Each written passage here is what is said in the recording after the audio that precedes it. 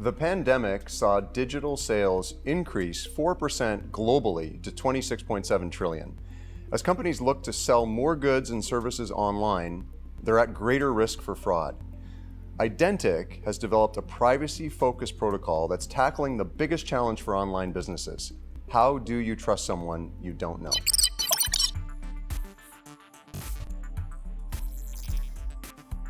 Itay, how have you created a system that enables merchants to collaborate safely and securely without having to share any of their information online?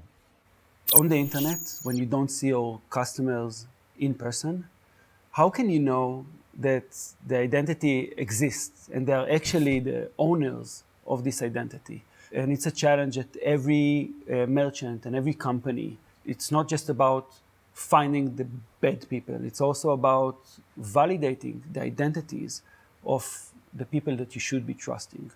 And today, what companies are doing, let's say before Identiq, when they see a customer for the first time, they don't know.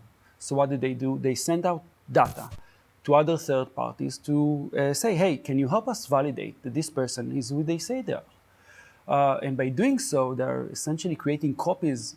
Yeah, amplifying the problem. Amplifying the problem. And this is what we have done. We came up with a way for companies to collaborate with their peer companies without sending any private data to any other company.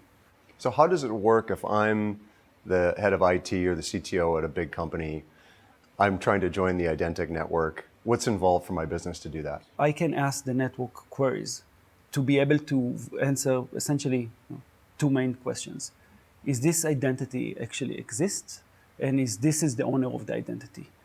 So on one side, I'm asking these questions. On the other side, I'm also helping other companies when they have a question like this. And what's interesting about that as well is that as the network gets bigger, of course, the outcomes get better as the machine intelligence improves, but also the cost, I assume, for every verification goes down.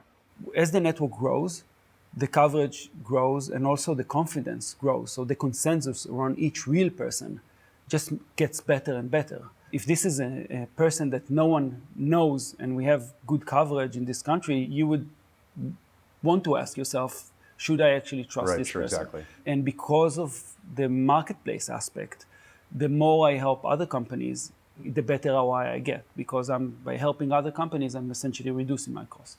What's the first conversation like when you were trying to bring the first big customer on board with Identiq? Is obviously you're coming in with a totally different business model. They're used to doing things a certain way. There's inertia.